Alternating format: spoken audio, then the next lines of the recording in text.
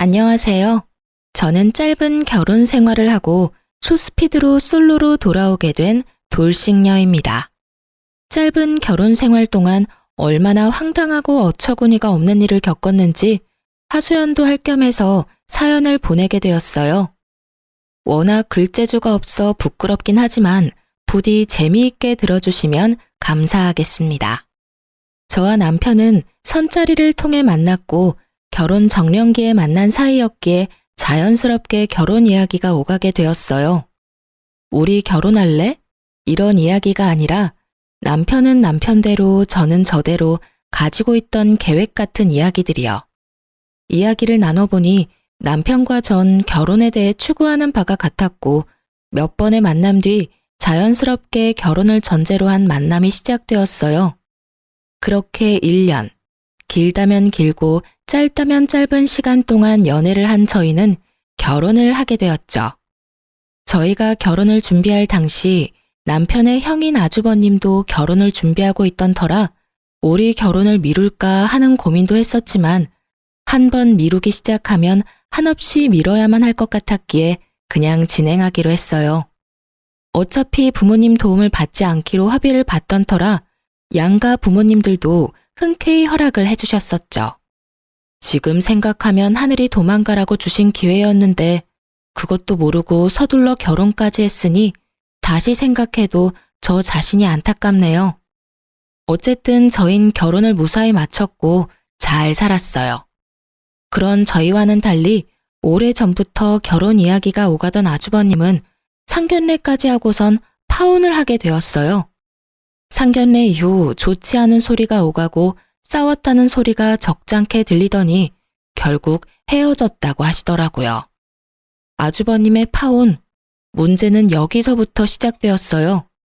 파혼을 하게 된 아주버님은 외롭다는 말도 안 되는 이유로 저희의 신혼집을 자주 오기 시작했고 숨쉬듯 자연스럽게 부부 사이에 눈치도 없이 끼어 시간을 보내려고 하더라고요.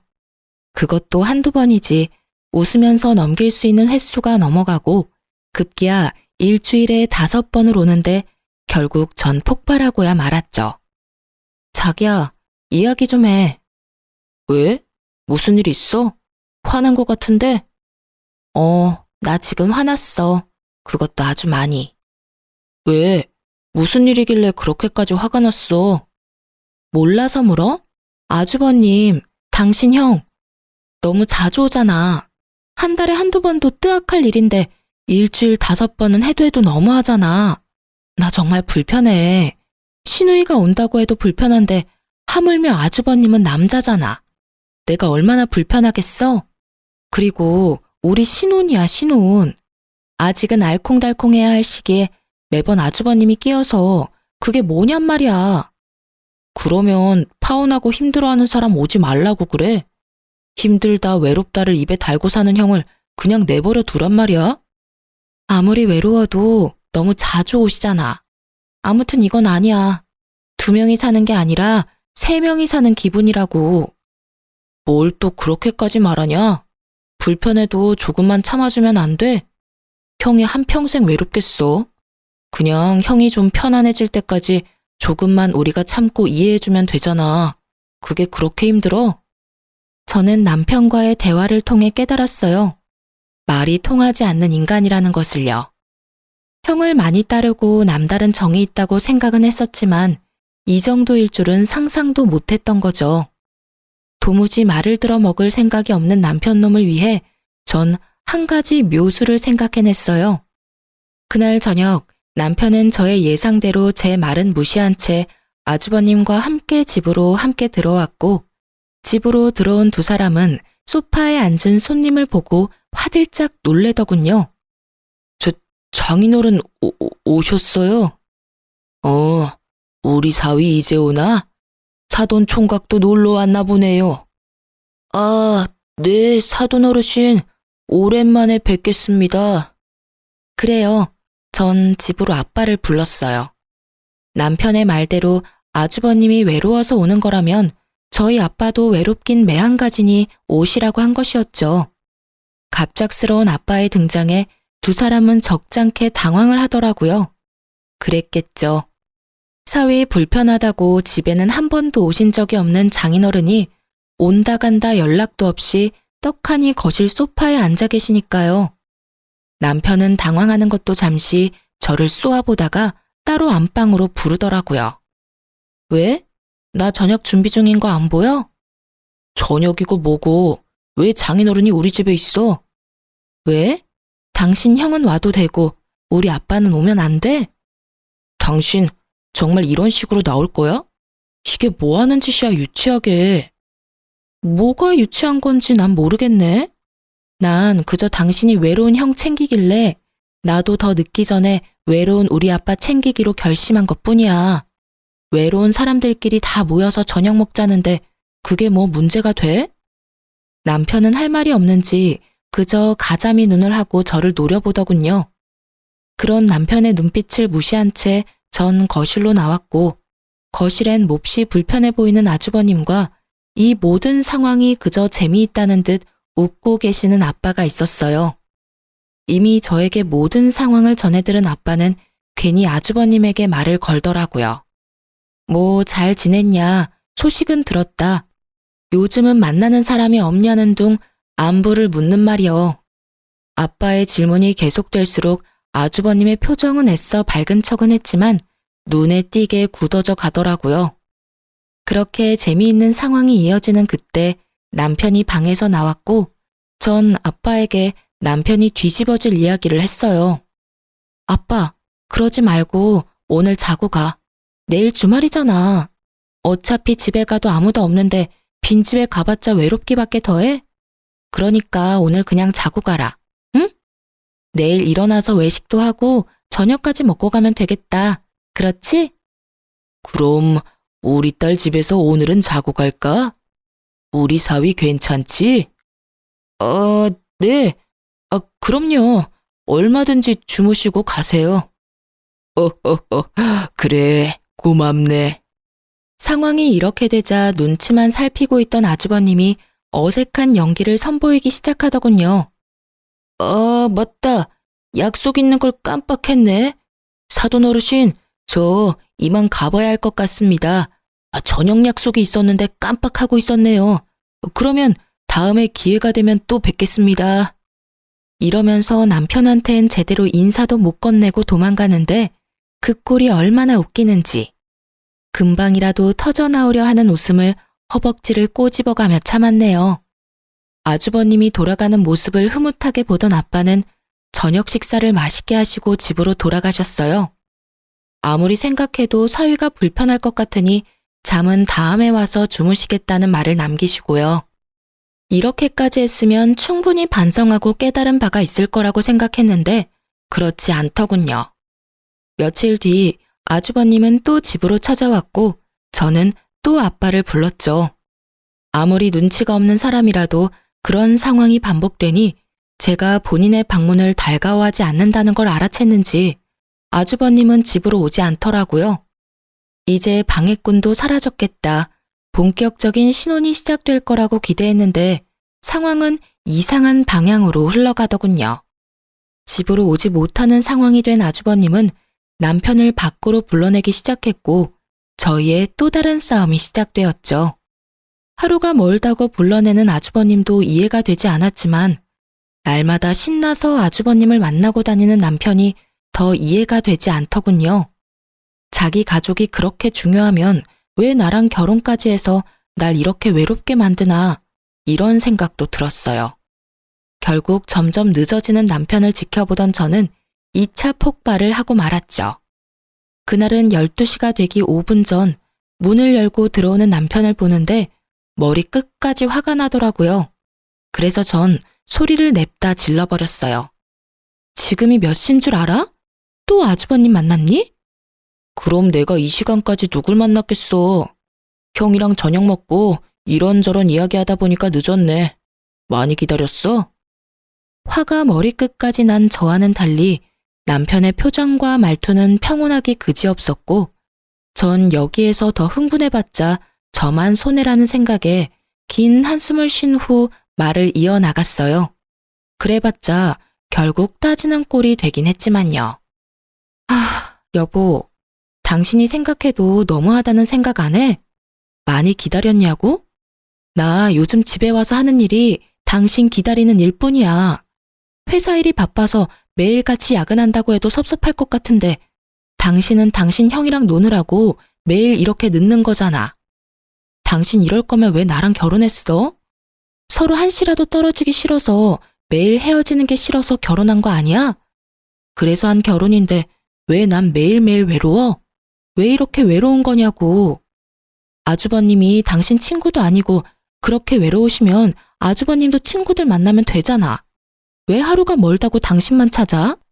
난 있잖아. 도저히 이 상황이 이해도 안 되고 이 상황을 어떻게 받아들여야 하는지 모르겠어. 따지는 꼴이 되긴 했지만 전 최대한 감정적이지 않게 말하려고 애썼어요. 싸우려는 목적의 대화가 아닌 이 상황을 슬기롭게 풀기 위한 대화였으니까요. 하지만 남편은 이런 저의 의도와는 다르게 버럭 화를 내며 저를 나무라기 시작하더군요. 그러면 어떻게 해? 결혼하려다가 파혼했다는 소문이 친구들 사이에 다 퍼져 쪽팔려서 못 만나겠다는데. 파혼이 자랑할 만한 일이 아니란 건 저도 잘 알고 있습니다. 하지만 그런 이유로 한 가정의 가장이 된 동생을 날마다 부르는 게 제정신 박힌 사람이 할 짓인가요? 심지어 친형이? 말도 되지 않는 이유도 기가 막히는데 더 기가 막히는 말을 하기 시작하더군요. 당신이 우리 형이 집에 오는 것만 방해하지 않았으면 이런 일도 없었잖아. 나도 날마다 밖에서 형이랑 밥 먹고 시간 보내는 거 피곤해. 나라고 뭐 마냥 좋은 줄 알아? 그러게 누가 장인어른 내세워서 그딴 짓 하래? 이런 걸 보고 자업자득이라고 하는 거야. 알겠어? 이게 전부 내 탓이라고? 애초에 아주버님이 우리 집에 날마다 찾아오지만 않았어도 이런 일은 없었어. 어디서 모함질이야? 전 결국 참았던 화를 분출해버렸고 남편은 더는 말도 하고 싶지 않다며 방으로 들어가 버리더군요. 정말 그 순간 남편을 따라 들어가서 당장 이혼하자고 해버리고 싶은 걸 겨우 삼켰습니다. 그놈의 사랑이 뭔지. 이혼을 하기엔 그때까진 저는 남편을 너무 사랑했고 결혼한 지 얼마 되지 않았으니 맞춰가는 과정이라고 생각도 했던 것 같아요. 왜 그런 생각을 했는지 지금은 이해가 되지 않지만 그땐 그랬어요. 그 뒤로도 저희 싸움의 주된 원인은 아주버님이었고 그 싸움은 점점 잦아졌어요. 그러던 어느 날 저의 분노는 완전히 터지고 말았고 제 입에선 결국 참았던 이혼이 튀어나오고야 말았죠. 비록 이혼하자가 아니라 이혼이야 하는 경고성이 가득한 말이었지만 저에겐 마지막 경고와도 같은 것이었습니다. 그날도 남편은 아주버님과 저녁을 먹고 들어오겠다며 문자를 보내왔고 전 제 할 일을 하며 남편을 기다렸어요. 하지만 남편은 돌아오지 않았고 아침 해가 뜰 때까지도 남편은 오지 않더군요. 연락도 없이 외박이라니. 그쯤 되니 오기가 생겼고 저도 연락은 하지 않고 기다렸어요. 그렇게 기다리고 기다리던 남편은 정오가 넘어서야 집으로 뭉구적거리며 들어왔고 전 그야말로 터지고 말았어요. 야, 너 진짜 미쳤어? 네가 제정신이야? 외박? 미쳤지 미쳤어. 당장 어디서 뭘 했는지 설명하지 못해? 노발대발하던 저의 모습에 남편은 우물쭈물 눈치만 살피고 있더군요. 이 새끼를 어떻게 해야 하나 깊은 고민에 빠져드는 그 순간 시모에게 전화가 왔습니다. 아가, 아범 잘 들어갔니? 어제 아범이랑 네 아주버님이랑 우리 집에서 밥 먹고 술을 한잔 했는데 그만 잠이 들었지 뭐니. 나도 먼저 잠들어서 오늘 아침에야 둘 다 여기서 잠든 걸 알았어. 아침에 너한테 연락한다는 게 애들 밥 챙기다 보니까 깜빡해버렸어. 걱정 많이 했지? 내가 진작 연락을 했어야 했는데 늙으면 이렇게 깜빡깜빡 한다니까. 누굴 바보로 아는 것인지 시모의 말은 절 납득시키기엔 부족했고 짜고 하는 말이 분명하다는 생각만이 가득했어요. 그렇다고 따지고 들자니 증거가 없더군요. 그래서 전 이 원흉의 싹을 잘라내기로 했어요. 당신 앞으로 다신 아주버님하고 만나지 마. 명절에 시댁에서 보는 건 어쩔 수 없지만 그 외에 밖에서든 시댁에서든 사적으로 만날 생각도 하지 마. 한 번만 더 이런 일 있으면 우리 이혼이야? 당신도 알지? 내 입에서 이혼이라는 말 나온 이상 절대 번복은 없다는 거. 아, 알겠어. 진짜 미안해. 앞으로 형 만나지 않을 테니까 화 좀 풀어. 연애할 때도 홧김에라도 헤어지잔 말을 해본 적이 없었어요. 남편에게도 늘 말했었죠. 그런 말은 함부로 하면 절대로 안 되고 내 입에서 그런 말이 나오면 정말 마지막 기회이니 절대로 같은 잘못을 저지르지 말라고요. 남편도 그 말을 기억하는지 싹싹 빌며 제 마음을 달래주려고 노력했고 전 정말 마지막으로 주는 기회라고 다시 한번 강조해서 말해주었어요. 저의 경고가 있고 난 뒤 이대로는 정말 이혼당하겠다 싶었는지 남편이 좀 더 가정에 신경 쓰고 노력하는 모습을 보여주기 시작하더군요. 아주버님의 연락도 받지 않았고 어쩌다 통화라도 하는 날엔 장인어른 핑계를 대며 나가지 않는 모습도 보이더라고요. 전 한 번의 외박이 문득문득 떠올라 신경이 쓰이긴 했지만 한 번쯤은 그럴 수 있다. 시댁에서 정말 술을 많이 마시고 잠들었겠지 라고 생각하며 애써 그 생각은 하지 않으려고 애썼어요. 앞으로 남편이 달라진 모습을 보이고 가정에 잘하면 큰 문제가 될 것 없다고 생각했으니까요. 그렇게 몇 달 남편은 저에게 충실했고 그야말로 100점짜리 남편이었어요. 전 다시 남편에게 조금씩 신뢰라는 것이 쌓여갔고 그 무렵 남편은 일이 바빠져 늦기도 했지만 저녁 10시를 넘기는 일이 없었기에 그런가 보다 하며 다른 쪽으론 의심하지 않았어요. 전 너무나도 안일하게 일상을 보내고 있었던 것이었어요. 그러던 어느 날 저에게 청천벽력 같은 일들이 한꺼번에 일어났어요. 그 당시 제가 다니던 회사 사정이 어려워져 인원 축소에 들어가게 되었고 유부녀인 저는 권고사직 1순위 대상자가 되었죠. 결국 전 아무것도 못 챙기고 쫓겨나기 전에 소정의 위로금을 받고 권고사직을 받아들이기로 했어요. 20대 시절을 다 갈아 넣었던 회사였는데 유부녀란 이유로 퇴사를 해야 할 상황에 놓이자 그 허탈함을 감출 수가 없더군요. 짐을 챙겨 회사를 나오며 터지려는 눈물을 꾹 참고 남편에게 전화를 걸었더니 낮 시간이라 회사 일이 바쁜지 전화를 받지 않더라고요. 당장 하소연이 하고 싶은 마음은 굴뚝이었지만 바쁜 남편 괜히 신경 쓰이게 하지 말자는 마음에 그냥 집으로 갔어요.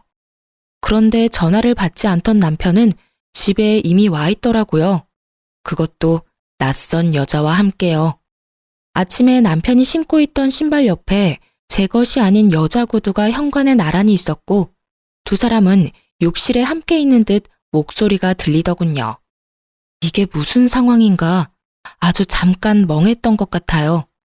하지만 이내 이 놀라운 상황이 파악되더라고요. 제가 퇴사당한 것을 상상치도 못한 남편놈은 제가 그 시간에 집으로 돌아올 거란 생각은 전혀 하지 못했고 집으로 여자를 끌어들여 욕실에서 좋은 시간을 보내느라 제가 오는 소리조차도 듣지 못했던 것입니다.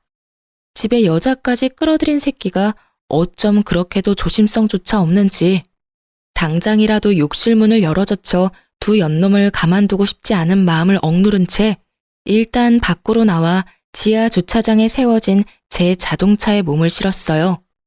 그리고 전 미친 남편 새끼를 어떻게 처리해야 할지 생각하고 또 생각했어요. 도저히 그냥 이혼만으로는 제 분이 풀리지 않을 것 같았거든요. 그러면서도 제 두 눈은 공동 현관문만을 주시하고 있었죠. 그렇게 머리론 생각을 눈은 공동 현관문을 보고 있는데 주차장에 익숙한 자동차가 빠른 속도로 들어오는 것이 아니겠어요? 그 차는 아주버님의 차였는데 차 안에는 아주버님과 함께 여자가 타 있었고 놀랍게도 집에서 나온 두 연놈이 자연스럽게 아주버님의 차를 타더라고요. 그 모습을 보는데 손뿐 아니라 다리까지 다 떨려오더군요. 눈물도 나지 않았어요. 그저 머릿속에 이 치욕감과 배신감을 어떻게 되갚아줘야 두 발 뻗고 잘 수 있을까? 이 생각만이 가득했죠. 전 제대로 된 복수를 위해 사람을 붙이기로 결심했고, 얼마 후 남편의 자료를 받은 날, 저는 정말 경악을 금치 못했습니다. 사건의 전말은 이러하더군요. 아주버님과 어울려 다니던 남편은 업소를 비롯해 나이트도 다니기 시작했고, 나이트에서 만난 유부녀와 외도를 저지르고 있었던 것이었어요. 그런 미친 짓을 하는 남편놈의 곁엔 아주버님이 늘 함께였고, 아주버님 역시 행실이 대단히 더럽더라고요. 집까지 끌어들인 여자는 나이트에서 만난 유부녀였고, 아주버님 차에 타고 있던 여자와 상간녀는 서로 친구 사이로 그 여자 역시 유부녀였어요. 끼리끼리 잘 놀다가 끼리끼리 잘 만났다는 생각이 들면서 앞으로의 복수 계획이 눈앞에 펼쳐지더군요. 일단 전 흥신소에서 알려준 두 여자의 남편에게 연락을 해 상황 설명을 하며 만나자고 했어요. 두 남자는 저를 의심하면서도 약속 장소로 나왔고, 전 두 남자에게 제가 받은 사진들을 보여주며 현재 내 남편과 아주버님이 누굴 만나고 어떤 짓을 하고 있는지 알려주었어요. 그러면서 한 가지 간곡한 부탁을 했어요. 이제 제 말 믿으시죠? 사진을 보셨다시피 지금 상황이 꽤 경악스러워요. 저도 처음에 모든 사실을 알았을 땐 믿기지도 않았고 믿고 싶지도 않았는데 애석하게도 이게 현실이더라고요. 그래서 어떻게 복수를 해야 하나 이리저리 생각해봤는데 아무리 생각해도 혼자서 하는 복수는 성에 차지 않을 것 같아서 이렇게 연락드리게 됐어요. 부탁을 좀 드리려고요. 전 상간녀 소송을 물론 진행할 예정이고 두 분께도 소송을 부탁드리려고 합니다. 제 남편 그리고 아주버님한테 상간남 소송 꼭 좀 해주세요. 부탁드립니다. 저의 부탁에 두 남자는 굳이 부탁까지 하지 않아도 당연히 소송을 하려고 했다며 흔쾌히 저의 뜻에 따라주기로 했습니다. 그렇게 약속을 받아낸 저는 지체하지 않고 점심시간에 맞춰 남편의 회사 앞에 찾아갔어요. 저의 예상대로 사람들이 줄지어 나오고 있었고 남편 역시 그 사이에서 모습을 드러내더라고요. 저를 발견한 남편은 반가운 얼굴을 하며 달려왔고 전 준비된 말을 했어요. 여보, 회사 앞까지 무슨 일이야? 밥은? 점심 같이 하려고 왔어? 점심 같은 소리 하네. 이혼하자고 말하려고 왔어. 우리 이혼하자. 뭐? 이혼? 갑자기 무슨 이혼이야. 말을 알아들을 수 있게 해. 갑작스러운 이혼 통보로 당황하는 놈을 이해시키기 위해 그 발칙한 얼굴 위로 상간녀와 남편놈의 다정한 모습이 찍힌 사진들을 뿌려주었어요. 그러자 그 사진들이 뭔지 알지도 못하는 남편놈은 되레 화를 내더군요. 이게 무슨 짓이야? 너 진짜 미쳤어? 갑자기 찾아와서 이혼 타령을 하지 않나? 이건 또 뭐 하는 짓이야? 나한테 소리치기 전에 바닥에 떨어진 사진 구경이나 해. 그러고 나서도 나한테 할 말이 있다면 그때 짓거려 보든가. 아마 할 말은 없을 테지만 말이야. 제 말에 남편은 바닥으로 시선을 떨구었고 사진을 살펴보던 남편의 눈썹이 파르르 떨리더군요. 제가 예상했던 대로 어느새 저와 남편 주변엔 많은 구경꾼들이 몰려들었고 남편은 주변 소음에 아차 싶었는지 저에게 뭐라고 변명할 정신도 없이 바닥에 떨어진 사진들을 미친 듯이 줍기 시작하더군요. 허겁지겁 줍는 꼴이 얼마나 한심하고 꼴 같지도 않던지. 전 그 길로 집으로 돌아왔고 비밀번호를 바꿔버렸어요. 모든 것이 밝혀진 이상 더는 그놈과 한 집에 있을 필요가 없었으니까요. 어느새 남편의 퇴근 시간이 지나고 그렇게 오라고 애원해도 오지 않던 남편놈은 아주 칼퇴근을 하고선 집으로 돌아왔더라고요. 비밀번호를 누르는 소리와 문을 두드리는 소리가 번갈아가며 들려왔지만 당연히 전 문을 열어줄 생각이 없었고 조용하다 싶었던 남편은 시댁으로 갔는지 시모에게서 전화가 오기 시작하더군요. 그 역시 상대할 가치가 없다고 생각한 저는 시모 전화도 무시했고 그 후로도 시댁의 모든 연락에 무시로 일관했어요. 그렇게 전 연락은 절대 받지 않으며 바쁘게 지냈습니다. 변호사도 선임하고 혹시 모를 상황을 대비해 소송 준비도 시작했죠. 변호사분 말씀으론 증거가 워낙 확실해 걱정할 것 없다고 했지만 뭐든 확실한 게 좋았던 저는 준비한 자료들을 확인하고 또 확인했어요. 그날도 마찬가지로 변호사분과 만나 이혼과 소송에 관해 이야기를 나누고 집으로 돌아왔는데 글쎄 저희 집 도어락이 다 뜯겨 있더라고요. 처음엔 도둑이 들었나 싶었어요. 처참하게 뜯긴 도어락을 보는데 집에 들어가기가 꺼려지더라고요. 경찰에 신고를 하려는 순간 뜯긴 도어락 구멍 사이로 낯익은 신발들이 보이더라고요. 전 설마 하는 마음으로 집으로 들어갔고 그 설마는 저희 집 거실에 현실이 되어 있더군요. 모두 예상하시다시피 시모와 남편 그리고 아주버님까지 제 집인 양 소파에 앉아 절 기다리고 있더라고요. 정말 이게 무슨 상황인가 싶으면서도 어이가 없더라고요. 문이 잠겨 있어 열지 못하면 돌아가거나 얌전히 기다려야 하는 게 상식 아닌가요? 남의 집 도어락을 뜯어내는 것이 범죄라는 걸 전혀 알지 못하는 듯 세 사람은 제가 집으로 들어가자 각자 팔짱을 끼며 노려보더군요. 이게 무슨 짓들이세요? 밖이 너무 춥지 않니? 비밀번호는 모르고 그렇다고 다 늙은 내가 언제까지고 기다릴 순 없는 일이잖니. 그래서 사람 불러서 문 좀 열고 들어왔다. 그렇다고 남의 집 문을 뜯으면 안 되죠. 이거 전부 범죄라고요. 알긴 아세요? 뭐? 범죄? 너 정말 말 섭섭하게 한다. 에휴, 일단 흥분을 가라앉히고 좀 앉아보렴. 당장 경찰을 불러야 하나 하는 고민도 있었지만 문득 무슨 말을 하려고 저리도 당당한 표정인가 싶어 대화라는 걸 해보기로 했어요. 당당한 얼굴을 한 시모의 입에서 나오는 말은 뻔뻔하기 그지없더라고요.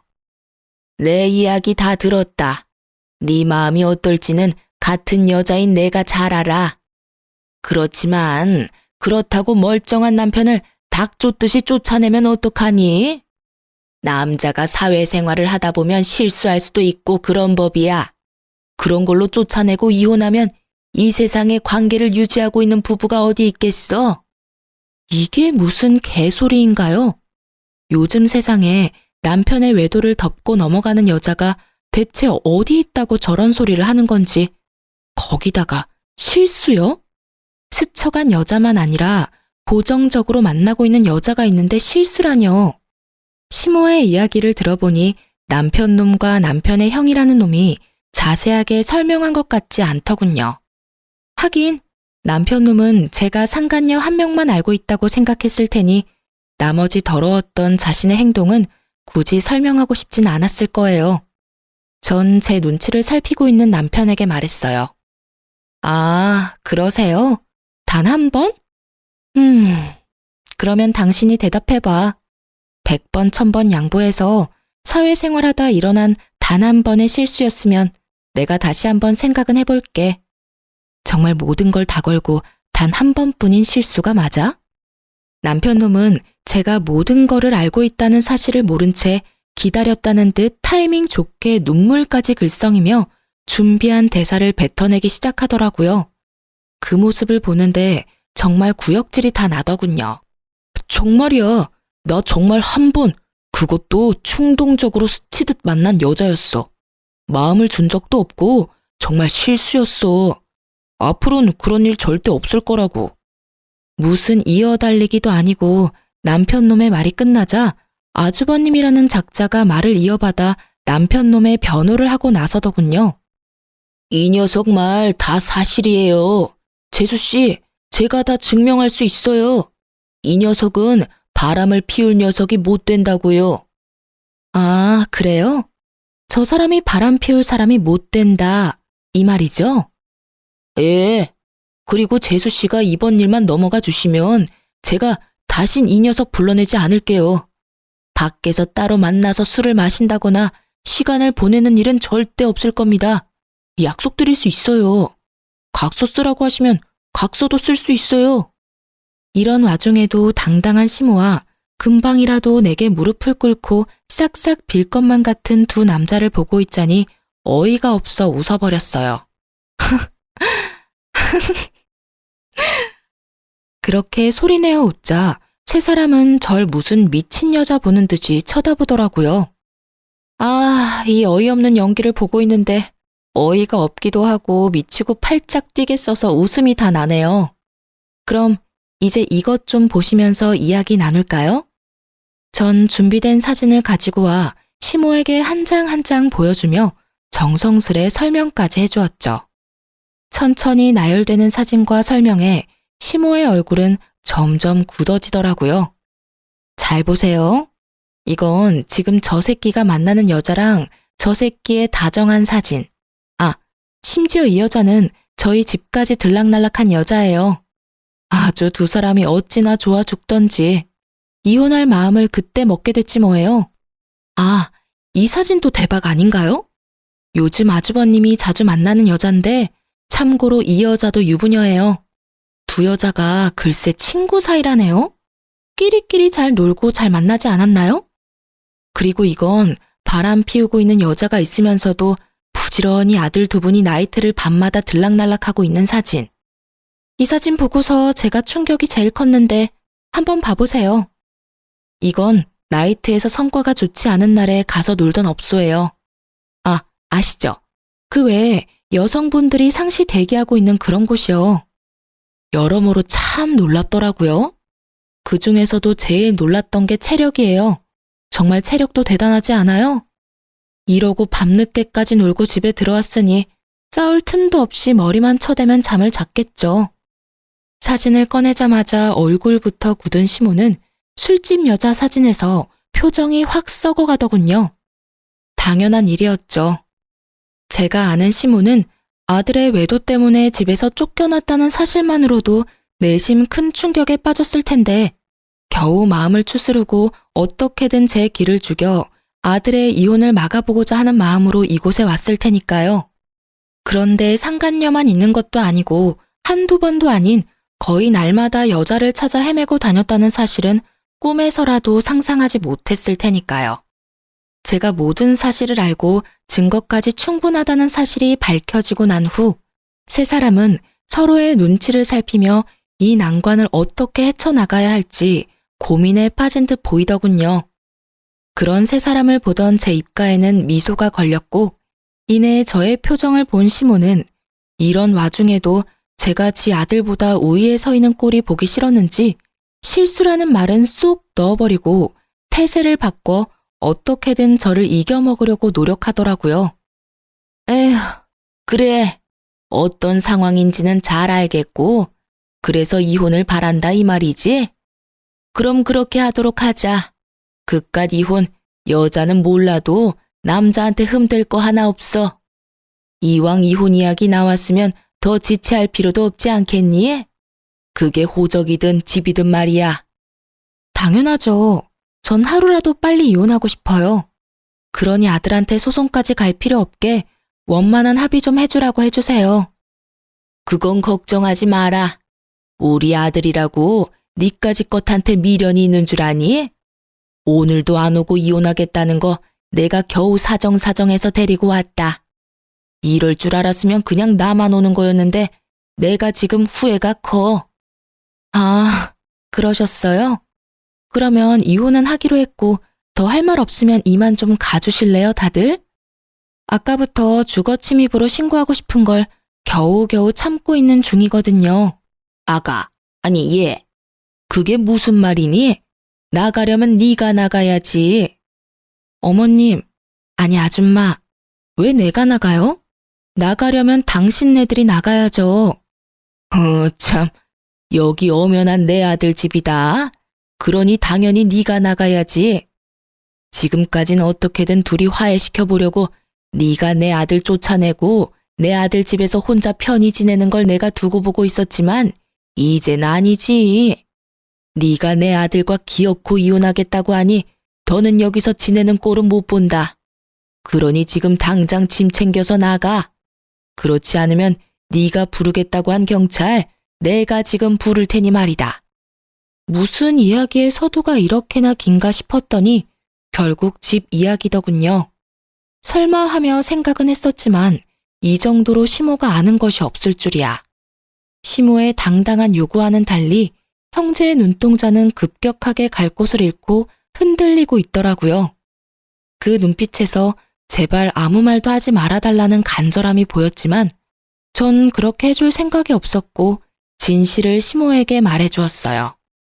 아줌마, 그러니까 당신들이 나가란 말이에요. 무슨 말인지 모르겠어요? 여기 내 명의, 내 집이에요. 제 말에 시모는 이때껏 보이던 차분하고 당당한 모습은 온데간데 없이 사라지고 노발대발하며 흥분을 하기 시작하더라고요. 뭐? 그게 무슨 소리니? 아무리 집 사는데 네 돈이 좀 들어갔다고 한들 당연히 집은 남자 명의로 했어야지. 절대 이 집은 포기 못한다. 내 아들 돈이 네 돈보다 훨씬 많이 들어갔어. 난 소송을 해서라도 집 지킬 테니 그런 줄 알아. 당연하지 않은 말을 당연하게 뱉고 있는 시모의 입에서 급기야 소송이라는 단어가 나왔고 전 굳이 제 입으로 말하기 싫었던 사실까지 말하게 되었어요. 아줌마, 잘 들으세요. 이 집에 아줌마 아들 돈 땡전 한 푼도 안 들어갔어요. 이 집 살 당시에 그 잘나신 아줌마 큰아들이 도박 빚으로 결혼 자금까지 다 날려먹었어요. 그래서 아줌마 둘째 아들이 자기 결혼 자금을 털어서 그걸 도와줬고요. 그러니 어떻게 했겠어요? 그때서야 파혼을 할 수도 없는 노릇이고 그냥 제가 가지고 있던 돈이랑 친정에서 조금 빌려서 제가 잔금 치렀어요. 그때 파혼을 해야 했는데 참 제가 후회가 깊네요. 맞습니다. 당시 살고 있던 신혼집은 전부 제 돈으로 마련한 제 명의의 집이었어요. 계약금을 치르고 잔금일을 3일 앞둔 날 남편이 돈이 없다고 하더라고요. 형이 도박으로 돈을 다 날려 결혼할 돈이 없어 결혼을 못하게 생겼다나 어쨌다나. 그래서 남편이 모은 돈을 형에게 다 빌려줬다고 하더라고요. 그 모은 돈은 잔금을 치를 돈이었는데 말이죠. 참 황당했죠. 어이도 없었고요. 이때 파혼을 고민하지 않았던 건 아니었어요. 파혼에 대한 고민을 엄청나게 했었어요. 계약금? 물론 계약금이 아까운 이유도 없진 않았겠죠. 하지만 제가 파혼을 하지 않고 결혼을 진행했던 건 단 한 가지. 남편을 사랑했기 때문이었어요. 그놈의 사랑이 뭐라고 이혼이라는 결과가 기다리고 있는 줄 알았다면 그때 파혼을 했을 텐데 제 한치 앞이 뻔히 보이는데도 불구하고 왜 앞날을 애써 무시했는지. 결국 저를 기다리는 한치 앞은 남편의 무관심과 외도뿐이었는데 말이죠. 어쨌든 전 남편에게 큰 돈을 쓸 땐 나와 꼭 상의하라는 당부와 함께 집 잔금을 제가 치렀고 그렇게 결혼을 하게 된 것이었어요. 그랬기에 저는 남편 놈이 형과 어울려 노는 꼴이 더욱 꺼려졌던 것인데 설마 동생 인생까지 망치기로 작정한 사람이 아니고서야 데리고 다니면서 애먼 짓을 하겠나 싶었더니 제 믿음의 결과가 결국 이런 것이 되어버렸습니다. 그때를 회상하니 저 자신이 더욱 한심해지더군요. 그래서 전 이번만은 절대 그냥 넘길 수 없다는 다짐을 하며 더욱 단호하게 남편에게 말했어요. 난 절대 타협이나 용서는 없어. 난 너한테 이때껏 분에 넘치는 기회들을 줬고 그 기회와 내 믿음을 다 망가뜨린 건 너야. 그러니까 이제 와서 뭘 어떻게 해볼 생각은 하지도 마. 아무 말도 하지 않는 남편과 저의 단호한 태도를 보고 모든 것이 진실임을 깨달은 시모는 두 아들에게 화를 내고선 집에서 나가버리더군요. 이 인간 같지도 않은 것들. 너희가 그러고도 인간이야? 어찌 이렇게 하나같이 모자랄 수가 있어? 바람 피운 것까지도 내가 뼈를 깎는 심정으로 이해하려고 해봤다. 그런데 뭐? 없소? 술집 여자, 유부녀? 너희가 제정신이야? 그리고 넌 놀라면 혼자 놀고 망하려면 혼자 망하던가. 네 도박 자금을 동생이 갚아줘? 동생 데리고 나이트를 다녀? 으유, 이 미친 것들아. 집에 올 생각은 하지도 마라. 알겠어? 시모가 나가고 나자 두 사람은 더는 남은 돌파구가 없다는 것을 깨달았는지 본격적으로 저에게 무릎을 꿇고 빌기 시작하더군요. 여보, 내가 이혼은 할게. 당신 원하는 대로 다 할 거야. 그런데 우리 회사에 다시 가서 모든 게 오해였다고 해줄 순 없을까? 나 당신이 회사 앞에 와서 난동 부린 덕에 회사 생활도 힘들고 이대로 가다간 곧 잘리게 생겼다고. 그러니까 제발 부탁이야. 눈 한번 딱 감고 와서 다 오해였다고 한마디만 해주라. 응? 재수씨, 상간녀 소송만은 안 하시면 안 될까요? 그 두 여자 남편끼리도 서로 사이가 좋아서 한 명이 상간녀 소송 걸리면 제가 만나는 여자도 의심받을 거라고요.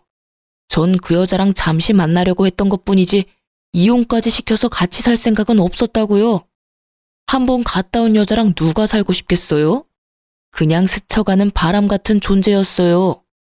그러니까 상간녀 소송만은 참아주세요. 이렇게 부탁드립니다. 그래. 그러니까 당신이 우리 한 번만 더 용서하고 부탁 좀 들어줘. 상간녀 소송하려고 모았던 증거들 다 버리고 버리는 김에 우리 회사에 와서 다 오해라고 말해주면 되겠다. 그렇지? 어쩌면 이렇게나 뻔뻔할 수가 있는지. 깊은 반성을 하며 빌어도 용서할 마음이 눈꼽만치도 생기지 않는 마당에 들을 필요도 없는 뻔뻔한 부탁을 하더라고요. 특히 같이 살 생각이 없다는 말에 비웃음이 피식하고 튀어나와 버렸지 뭐예요. 참 마지막까지 웃긴 인간들이다 싶었어요. 그래서 전 비웃음이 가득한 얼굴로 대답해 주었습니다. 내가 그 부탁들을 들어줄 것 같아? 꿈도 크다.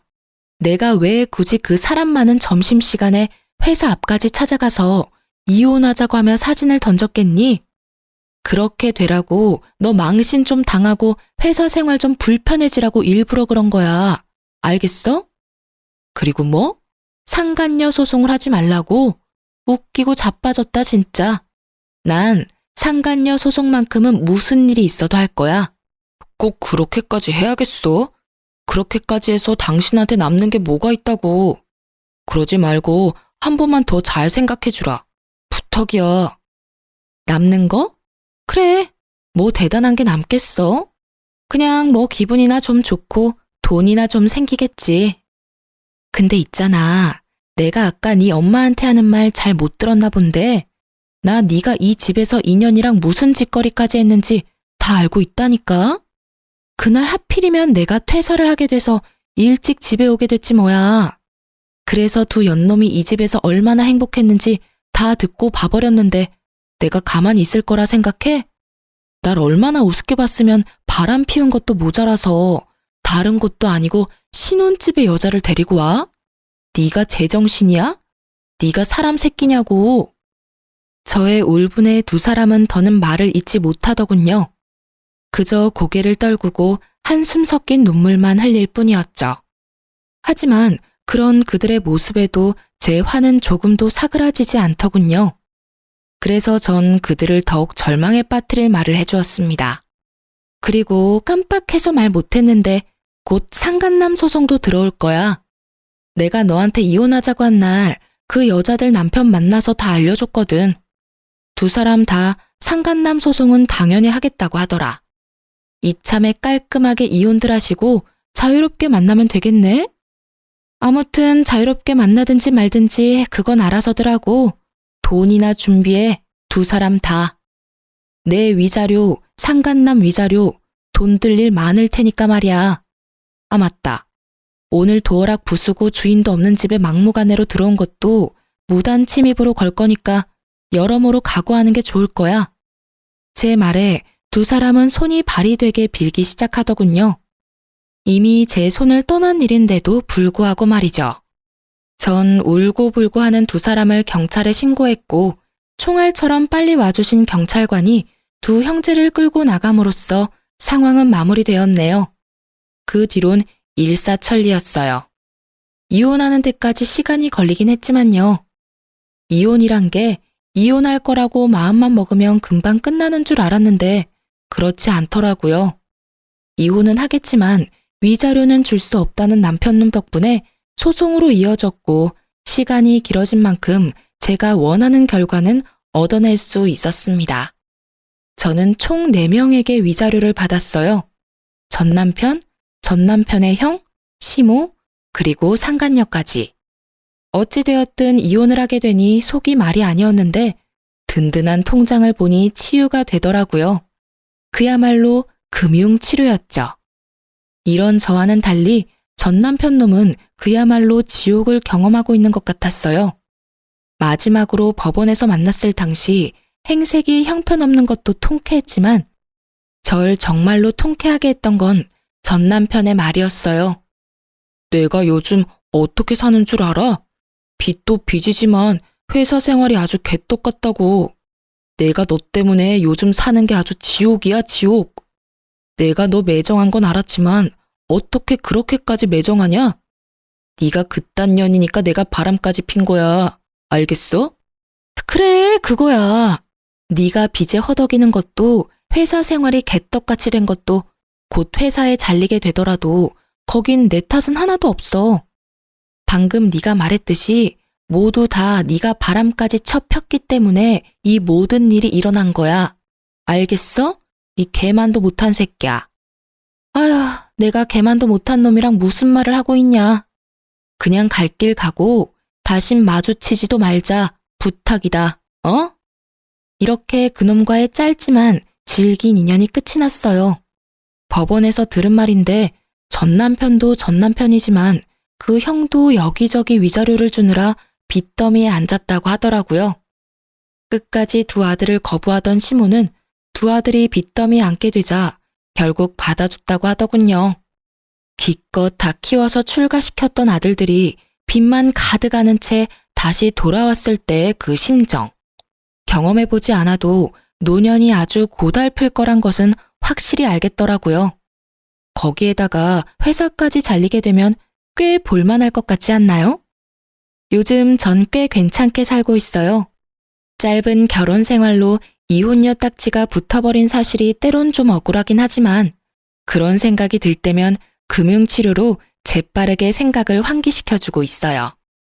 그러면서 그 모든 걸 참고 살았으면 제 명예에 살지 못했을 거라며 위안으로 삼고 있어요. 아, 취업도 했어요. 비록 아빠의 사업체이긴 하지만요. 지금은 격리 업무를 보고 있긴 하지만 곧 현장에도 투입되어 실무도 배우게 될 것 같아요. 아빠 사업체로 취업하며 집도 처분했고 시집을 가기 전과 마찬가지로 아빠와 함께 살고 있어요. 아무래도 이혼 후 제 상태가 불안정해 보이셨는지 외롭다는 핑계로 들어왔으면 한다고 하시더라고요. 그렇게 아빠와 다시 살게 된 저는 아빠의 잔소리가 심한 날엔 사춘기 소녀처럼 아빠와 투닥이기도 해요. 이혼하고 다시 집으로 돌아올 땐 아빠에게 상처드린 만큼 더 잘할 거라고 다짐 또 다짐을 했었는데 정신 차려보면 아빠 잔소리에 도망치는 제 자신을 발견하네요. 하지만 입가에 옅은 미소가 걸리신 걸 보니 아빠는 즐기고 계신 것 같아 저도 이 또한 행복이라고 여기며 효도하고 살아보려고요. 하여튼 저는 아주 잘 지내고 있습니다. 이로써 저의 사연은 끝이 났네요. 이제 남은 업무 처리하러 돌아가 볼게요. 사연 들어주신 모든 분 감사합니다. 좋은 하루 되세요.